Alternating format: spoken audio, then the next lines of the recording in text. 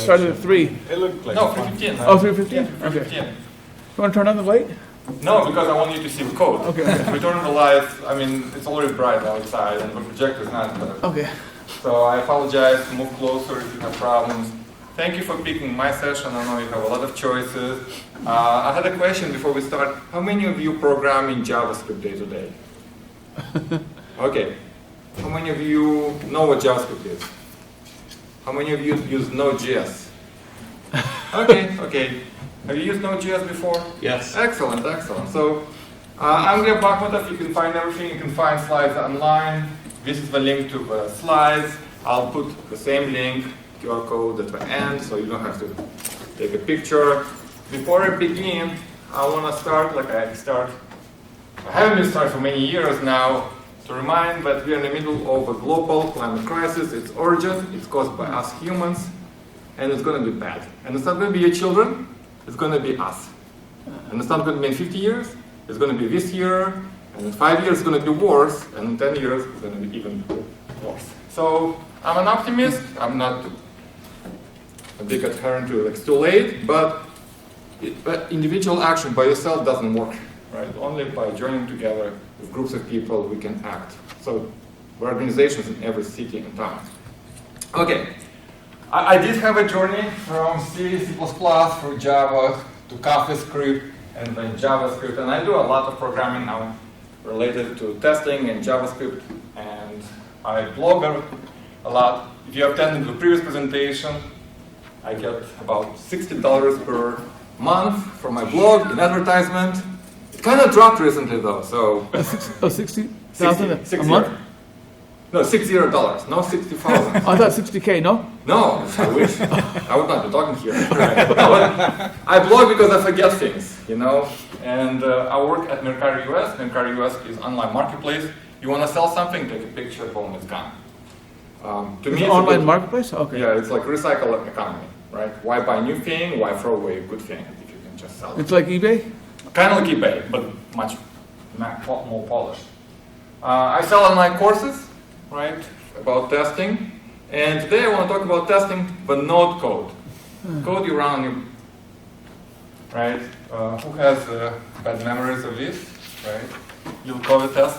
Okay, so let's write some tests for our Node code, right? So what do we have? Every time you start a Node project, you have package.json, and by default, this is what it adds there. Test, sorry, write test -1. Okay, there is no build test runner in Node.js. Okay, if you go online to Node.js package registry and you need a test runner, you want to write test, then what happens? You have 30K results. And there are a lot of test runners that community developed because we had no alternative, right? And the interesting thing was one of the first ones was Node, Mocha. Node itself is 13 years old. Mocha appeared 11 years old. So for 2 years we had this kind of paradise period where we didn't have to write any tests. Wait, what's 11 years? Oh. So Mocha, Oh, okay. right? Right now it's 11 versions. 11 years, version 10 major. There are others, 11 years, Tape 10, Ava 9, Jest, what a lot of people use, is 7 years, right? And like I said, the Node.js itself is 13. So the philosophy of Node.js, right, is that it's a minimal core. That's why it doesn't come with test runner. It's like JavaScript. JavaScript doesn't have a big standard library, just a few methods. And everyone complains that it's too small, but Node.js doesn't include test runner just because JavaScript doesn't include much, which means you should write your own test runner. Like, what's the problem? And, you know, I wrote my own. It's called GT, Gleb Test, okay? And it appeared 2000, no, this is the last version, 11 years ago. So I was right there from the very beginning. I needed a test runner, so I wrote my own. It looked like this: test, GT OK, GT equal, kind of same things like everything, right? You need to organize all your tests, all the hooks, like before each, before all, after each, after all. You have to have some assertions libraries, because you need to check values. And after a while, it becomes a lot, right? You want to add asynchronous support, you want to like know what you tested, it becomes a lot of maintenance. From very start, I had some support for calling external programs and asynchronously checking the output because like I want to run this thing, confirm it. But it became just constant hassle.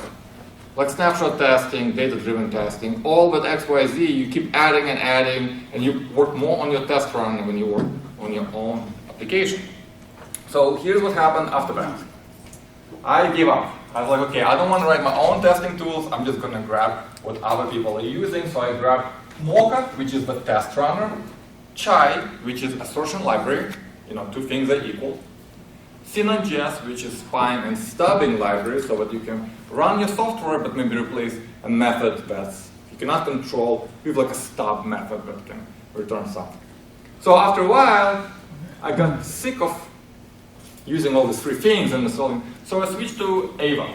Ava is a test runner, but has very good assertion library, is fast, runs in parallel. And so today, I use for my Node.js code Ava. For all my browser end-to-end testing needs, component testing, I use Cypress because I used to work at Cypress, the company. Okay, that was the situation up until last year. Last year, Node 18 came up, right? And they announced that it will have a built-in test runner. The announcement was on April 19th. Okay, and it was marked experimental, kind of like, hey, we're adding this module, maybe don't use it, it might change. It was backported to previous Node versions. For these examples, I'm using 19.6, 19.7, so like the cutting edge of Node. I had to update this presentation pretty much every week because something else came up. Okay, so all the tests are pretty much copy-pastable from the slides, or you can go to the repo and check them out. Okay. Right before I actually did the version implementation, the author of this module, he said, okay, maybe we should mark it stable, right? So version 18, it was added as experimental, and he proposed, hey, let's mark it stable in version 20. Version 20 is coming out next month, okay? Because it's every 6 months there's a new version. And his pull request was approved. They had a meeting of Node steering committee, everyone agreed, and what it means is that next version will have Node test marked stable API. Maybe some calls will still change a little bit, but majority, it will be the same. So if you're keeping track, it took less than a year from first code release to making it stable and saying, yeah, this is it. So if you install, or actually there is no install. If you use Node test, right? This is a new built-in module. That's why it's called Node colon something else. So what do? You get two things. First, you can import from that module something called test. And then you can define tests. And you also get a new command line flag. When you run Node, you can say, run all my JavaScript files in testing mode. In reality, if you import tests from Node test in your JavaScript, even without that flag, it will run them as tests, but just the output will be weird. Okay, so here's a typical test that you can write using only built-in tools. So you import tests from Node test, you import assert from Node assert, which is built-in module. It was around for ages. And then you can write a test hello. And you can write all your testing code here. In this case, you're saying this message should be equal to hello, and then give a message. And if you run it using like Node test, notice I don't even use -- test. I just say, yeah, it will find it. It produces output like this. By default, it's in tap test anything protocol, which looks like this, kind of very machine parsable. At the end, there is a summary, and it's very, very fast. So the test itself took 3 milliseconds, the whole thing took 8 milliseconds. Built in, right? This is the beauty of something being part of a core. You can really, really make it fast, right? Because it's not third-party modules. Now, compared to other test runners, right? With Mocha, Ava, Jest, you name it, GT, obviously. You can compare them in multiple regards, I would say, or categories. So I'm going to kind of go through some of them. The most important one to many, many people is how much time does it take to install it, right? Well, in this case, there is no installation. So the only thing you really need to do to start using it is not to install anything, but to install a version of Node that supports it. So in this case, I'm using NVM, Node Version Manager, locally. And I can just say ls remote, like list all available versions, and then install the latest version of 19. You download it once on your machine, and you're good to go. And usually projects specify what version of Node you want to use in NVM resource file. So you look at your folder and you're, okay, this project is using this version of Node, so you can say NVM use, and boom, you're using the same thing. Compared to existing third-party modules, Mocha, 78 NPM packages. You download, install Mocha, it installs its dependencies, it installs their dependencies, so on, so you download actually 78. You install my combination with Chai and Xeon, 400. Just 400. Ava, almost 200. There are a lot of stuff you download just when you do npm install, right? And now you avoid it. Execution, you can say run the test. It will grab all the tests in the test subfolder by default. And you can even execute anything but import Node test. You can execute a single file. Now, one of the best things about the newer version of Node, there is built-in watch mode. It used to be you had to install third-party module. It never worked very well on Windows. All sorts of like unbelievable headache. Now there is a built-in watch mode which works with your test. So you start testing it in watch mode, you change the source files, reruns the test, you change the test files, reruns the test. It's just beautiful, and it works. There is a default naming convention. So like I said, your folder should be tests, and then you can have subfolders, and you can have files with .test in your source, and it can actually find them. There is like a whole docs on like what do you want to call your files, so it finds them. Okay, are you with me so far? Okay? There is a parallel mode. You can say concurrency true inside your test file. You might have several tests, and you say it's okay to run them in parallel. Like in this case, this test doesn't depend on anything else, so it runs in parallel with the second test. And so when you run, you will actually see output from both. And look, in this case, each one takes 5 seconds. But because they run in parallel, the whole thing takes also 5 seconds. So they run at the same time. At the same time, yes. Okay, the tests themselves, I have to be honest, I'm not a big fan of the syntax. I find it very weird. Because you import test, and when you say this test is named top level test, you get a callback. In a callback, you get this variable t, which you can use to define more subtests. Okay, so you define one asynchronous test and another. Okay, and it all works if you write it correctly, but it's so easy to mess up. Which one is t? Is this a t from the top level, or this t, or is it test?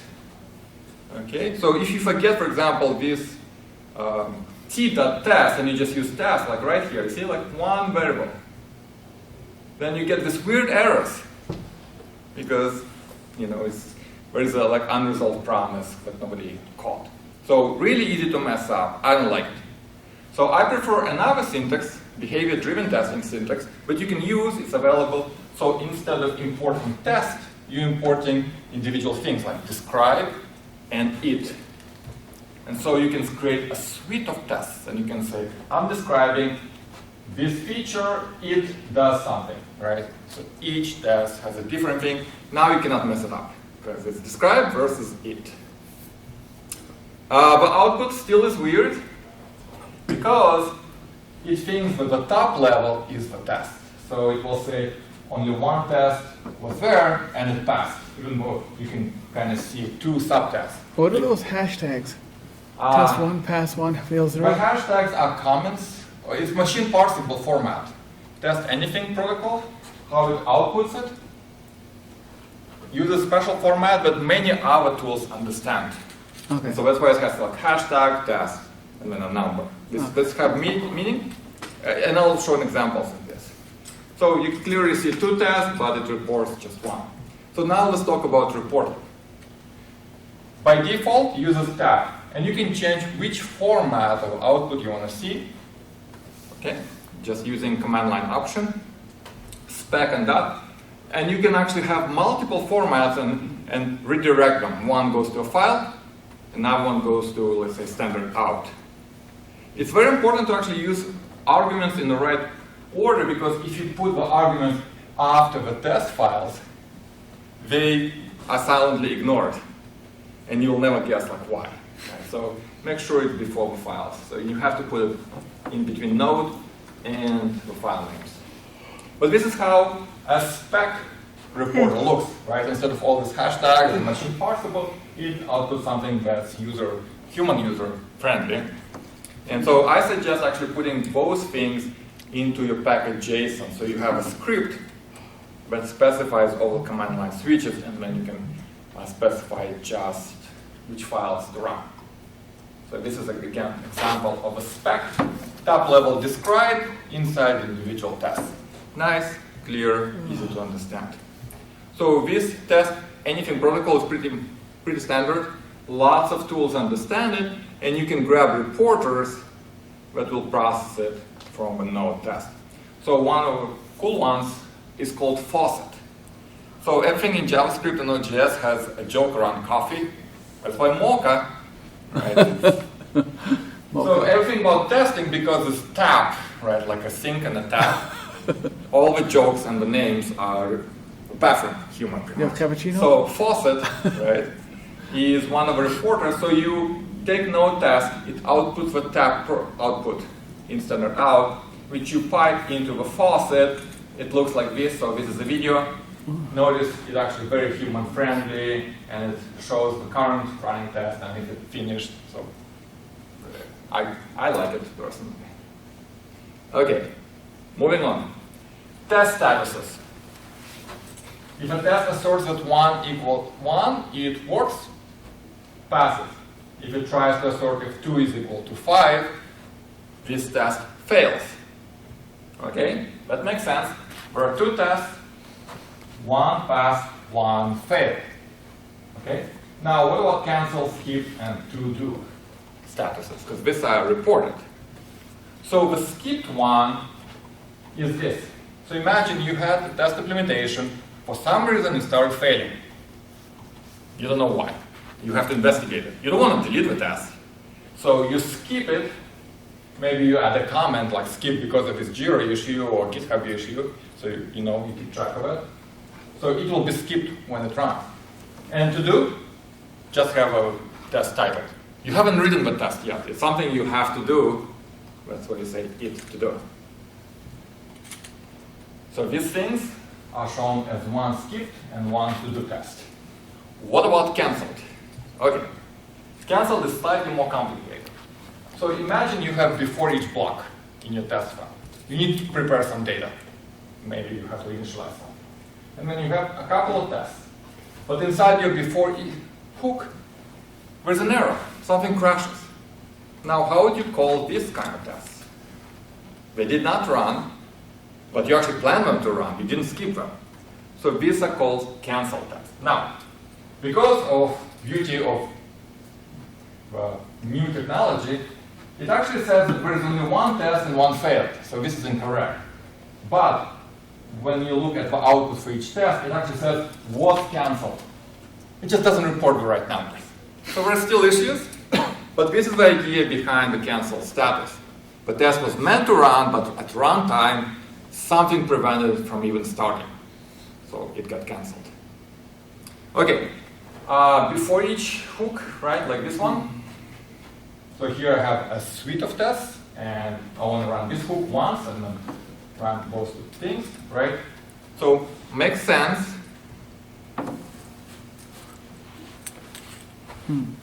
Here, it is skipped.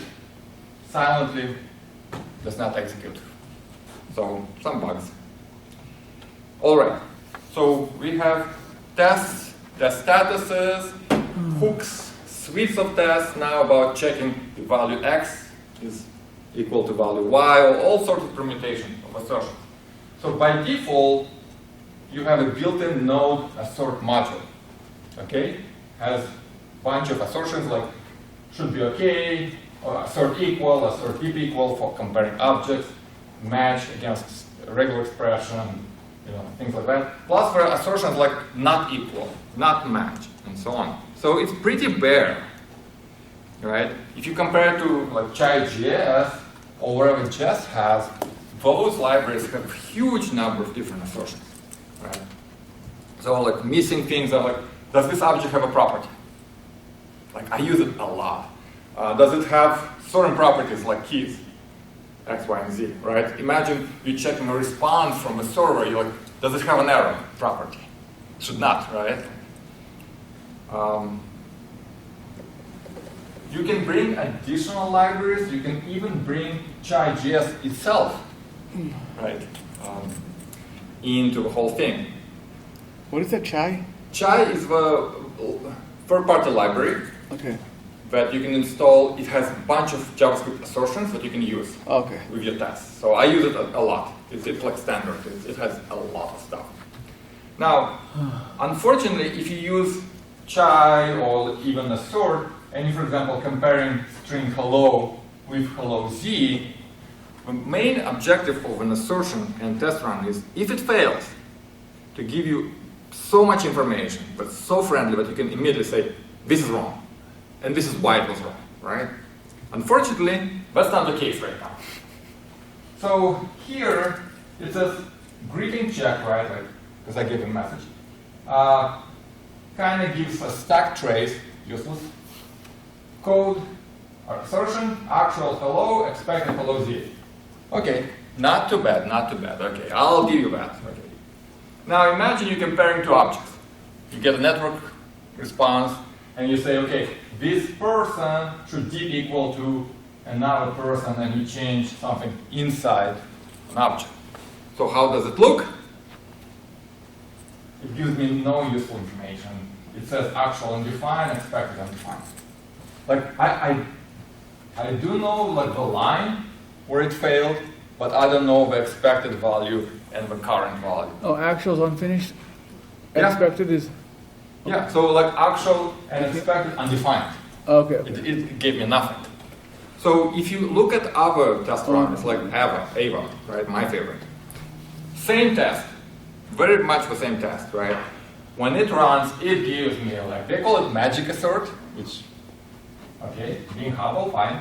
But basically, it gives me a piece of code, exactly where the problem happened, and it color codes the difference between objects. And it does the same for strings as well. So if I have to do hello versus hello Z, like it shows me hello and hello Z with Z highlighted. I like, boom, this is why it fails. If I do the same test with objects and I use Mocha test runner and Chai assertion library, same thing. It's not it's no magic assert, but it's pretty much close. Okay, and if I use Node test and Chai, again, I get garbage. So to me, the test runner is fast. It has all the features, but the assertion libraries right now are the weakest link. Okay, there is one kind of bright spot. In addition to Ava and Mocha, I love using this Spock assertion library. I used to work with a guy who wrote it, and it's magical. So here's what you do.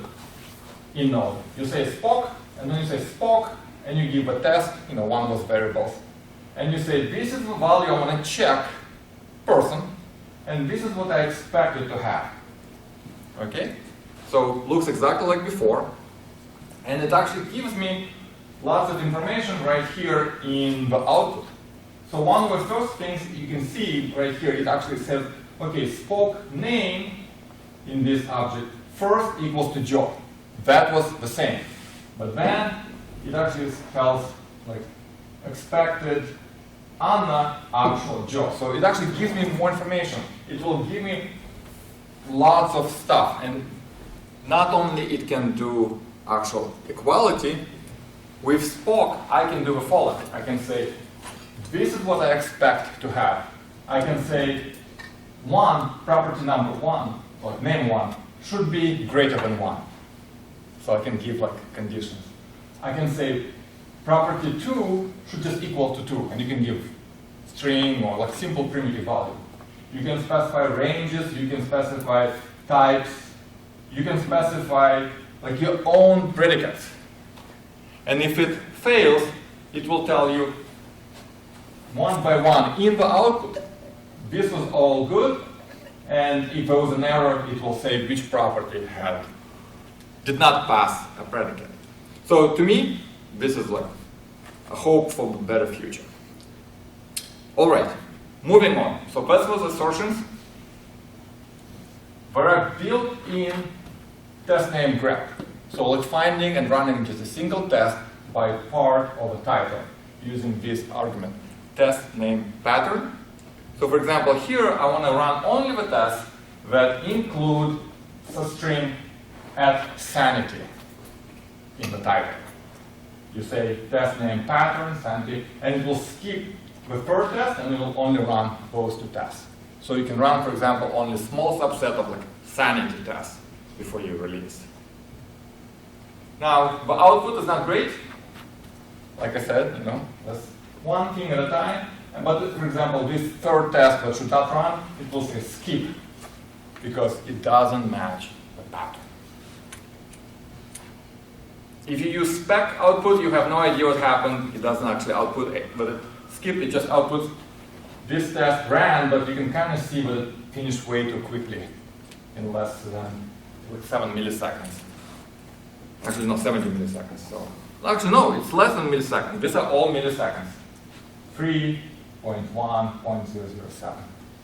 Right, but you have no indication that it actually did. You can have multiple patterns.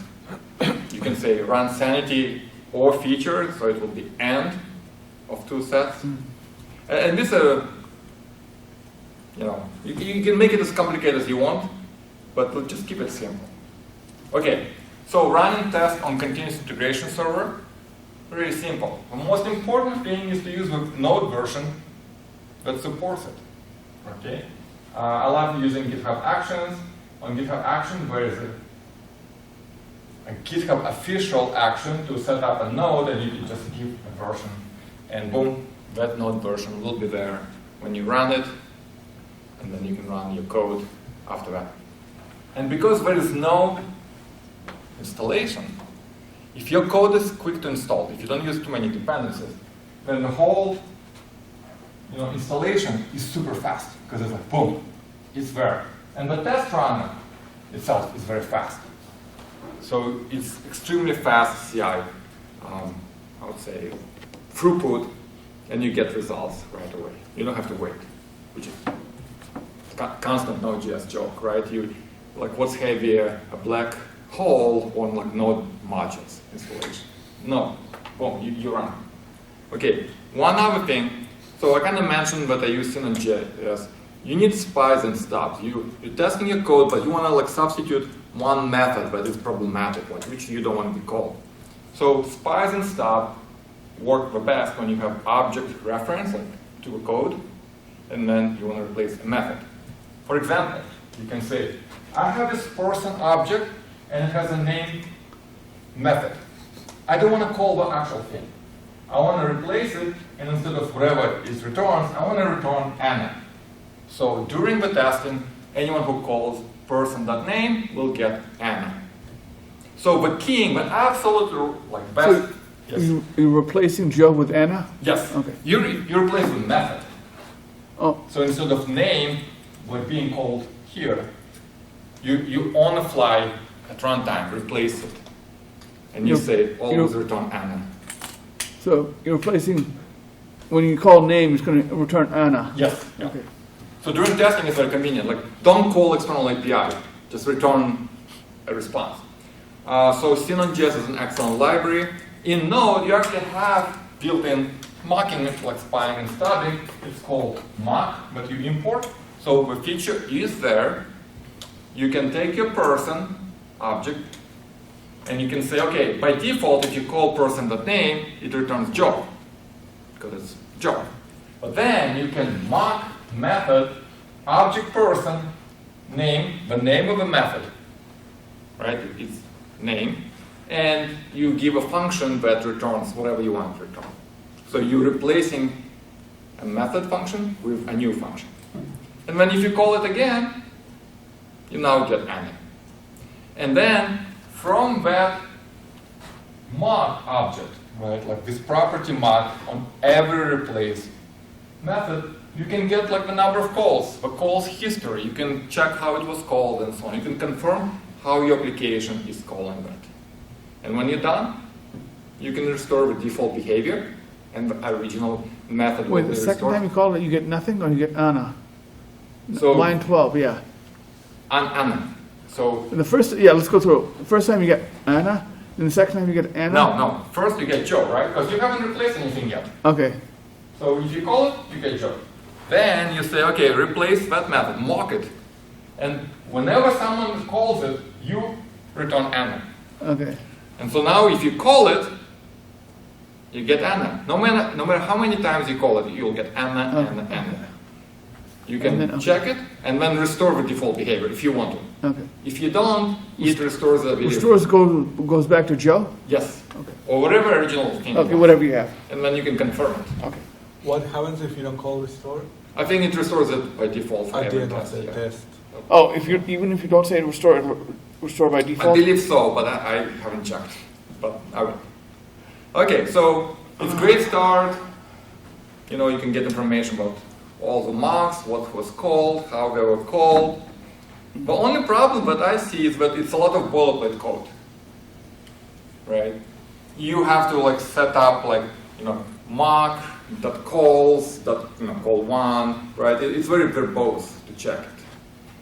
And What are helpers? Oh, so helpers, if you look at Synon library, there is a companion chai Synon assertion library where you can say, take this property should have been called once with, and then the arguments. So you don't actually drill down yourself into the objects of calls. You kind of express it very nicely, very concise syntax, very powerful. In Node, you have to do it yourself. Okay? But it's fine. I think it will improve. Another thing that we had object reference, if you have modules that load other modules and you want to replace whatever you load, you cannot do it using built-in thing. It just has it, right? For example, you can mock a node fetch module that your software is using to make outside calls. This is built-in. Unfortunately, in Node, you have to do it separately. So imagine I have math.js. It exports add. It's used by the calculator. It imports add from math, and then if you call calculate with plus, it will add. So imagine you have a test. You say calculate, and you assert that if you add 2 and 3, you get 5. Standard behavior. When you call calculate, it calls this calculate, which calls this add. Now, you can install a third-party module, not built-in, third-party, called ESMock. And now you say, load the calculator, but when it loads math.js, override add export. So instead of loading the real thing, you provide synthetic mock implementation on the fly. And then if you add 2 and 3, you get 20 because, well, your add was stopped. It always returns 20. wait, why do you get 20? There's something else already in there? Well, by default, it's correct. It's adding 2 numbers. But when I'm testing it, I'm telling, don't load that code. This is the implementation. Always returns 20. So now, no matter what numbers you put in, it's Yeah. going to be 20. Yeah. So one of the things that you can do. You do this in your production code, like testing? Do you use Yes. So sometimes, a lot of times you don't want to call external service. Right. Right? This is a perfect example. Like, mock something that makes a call. Does it get to the point where you're mocking too much, and Yeah. so your tests are? My philosophy is that right now I was mocking implementation, right? So this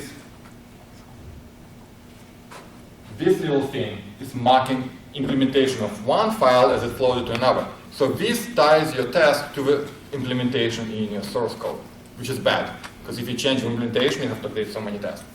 I prefer mocking at the periphery, so making a call to third party, like fetching something. That's stable, right? You mock it once. You don't care who's making call, what parameters, but once they get to that call, you mock them. You mock your file system. You let your implementation details do whatever, but then when they access the file, you mock the file. Okay. So at the boundary. Okay, moving on to TypeScript. You cannot use JavaScript nowadays, you have to write types. In order for your test to understand TypeScript, you have to install it, and you install something called tsnow, like an adapter. And then you can just load that adapter when you run the test, and you can write your tests using TypeScript. Everything is good. You run them, they fail, pass, doesn't matter. The only problem, the test itself took 5 milliseconds, but the whole thing took a second. What is TypeScript? TypeScript is a language that is by the same person as C#, but it extends JavaScript with types. So a lot of people now switch to using TypeScript because they like static types. Didn't like what? They like static types, Oh. the safety, refactoring. But unfortunately, it adds overhead Okay. when you run your test. So if you run this test by itself, it's only 100 milliseconds. So, yeah. Okay. Some other things that I want to quickly go. Timeout. You can tell the test should take 1 second, and if it takes longer, boom, it says, too long, sorry. You can skip a test and provide a reason.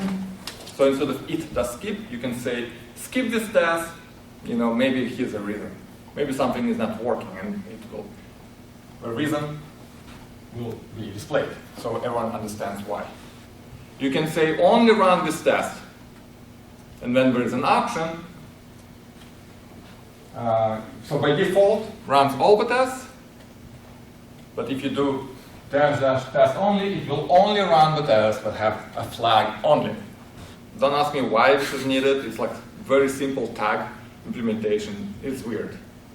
You can provide a callback because a lot of stuff in JavaScript still uses callbacks. So this will finish it. Okay. And if you use done with an error, it will fail the test. You can generate the test dynamically, right? If you use a function that returns something, then you can say, okay, await all the data, and then for each item, generate its own test on the fly. Just make sure don't misspell t.test. And then you have all these tests. Okay, code coverage. Now it's built in, you don't have to do anything. You can have all your source codes, and then when you run with experimental test code coverage, you get the information how many What lines. is code coverage? Code coverage is like a snippet of code? No, it keeps counters for each line, each function, each if-else branch, and it tells you these are the lines that were actually hit when you ran the test. Can you use it for debugging? Let's say there's an error. Not for debugging, it's for knowing how much of your code you actually tested. Okay. Maybe you forgot a function. So in this case, calculator, lines 100%, branches 66%. So there were 3 different paths, Okay, gotcha. and you tested only 2 out of 3. Okay. So you know that you probably need to add one. Okay, gotcha. Okay? Missing feature, something that is not there, but I kind of missed. Ava has a number of expected assertions. So you can say this test should have 2 assertions, which is very important if you test asynchronous or have if-else paths, and maybe they took a shortcut, and you're not testing what you think you're testing. Unfortunately, there is no time control. So Jess can say, okay, now is the time, now advance it by a second. Here you have to wait if you test. You cannot exit on the first failure. It will run all the tests, unfortunately. And you cannot say, I expect this test to fail with this error. The test has to actually succeed. Why can't you exit after? Oh, and then No, that's a no, waste because of. it will keep track of everything. So if you exit, it will consider it Yeah, what if failed. you have 100 tests? No, but if you have thousands of tests. Okay, all together. Here's my table of all the things that I compared built-in test runner against Mocha, Ava, Jest. Different categories. You can kind of argue about migrating, but my favorite things is that I don't have to install anything. That's it. Everyone can just use the same thing. It's there, it's fast. It uses watch mode very well. Just works. What I didn't like was like assertions after using Mocha and Chai and Ava. I was like, they're too verbose and not powerful enough. And when they actually generate an error, I look at the error messages like, I have no idea what's happening here. Right? So kind of not The good. one with the highlighting was pretty nice. Exactly, yeah. Highlighting and like color diff and like a little code snippet is. Anyway, code coverage. All other tools, like Jest has it built in for other test runners to get the code coverage. Which parts of my code have I tested? You have to bring extra tooling. Right now in Node, it's built in. I couldn't get accurate report though, so it's still work in progress. It's still experimental, but it's there. And I expect it to be super good. If, TypeScript, the same as everyone. Okay, almost done. Here's decision time. Okay, this is me sitting on the couch. Okay, my suggestion for all of you kids out there, try it on a smaller project, like whatever you have, like your own project, something not that important, something where you don't have any tests. It's perfect for that. Don't like start rewriting all the existing tests from Jest to Node test. I don't think it's there yet, honestly. It will be a lot of work and it might change in terms of assertions, for example. But I would say you have to look back in 6 months because the whole process from going from start to finish stable took less than a year. It's very quickly developing, and I think it's developing very quickly because, guess what? There were 11 years where other test runners from everyone, including losers like me, were creating their own versions of the same thing, experimenting with features, right, like adding. And so now the Node test running team is like, yeah, I'll grab this, and we need this feature because I like it. And it evolves so fast because it knows what to do. This is my opinion. Thank you so much. If you want to take a snippet, this is the slides. I'm going to answer this gentleman's question. Yes. Have you experimented with, or have an example of putting debugger into an example test, popping in, running the test, and popping into one of the tests? No. Great question. Obviously, comes from a very smart person. No, I completely missed the point, actually. I don't use debugger that much, to be honest. In a browser, yes, I can put debugger, but in Node, I just let the test run and maybe add more assertions. Right? Not even console logs, right? But actual assertions, right? To see what's happening. I kind of hope that, but assertion, like this is why assertions have to be really good. If something goes wrong, like immediately tells me. Yeah. Okay. So yeah, this is a great suggestion, right? Just to see if you can debug and step through your code while you're running. Because this is part of a core, I expect it to work just like watch mode. Yeah. Right. I found doing that in Python super useful for when you want to explore the API of something, when you need a sandbox, and you want reproducibility of that sandbox. So the node just test will write be a sandbox. test, and that test is your sandbox. Yeah. And then you can change it. And This is such a good suggestion. I blame myself for not actually thinking of this. Thank you. This is good. Any other questions? I know you already kind of cannot wait to get out of here and start writing tests. Right? Like, no, this is a huge step. And okay, let's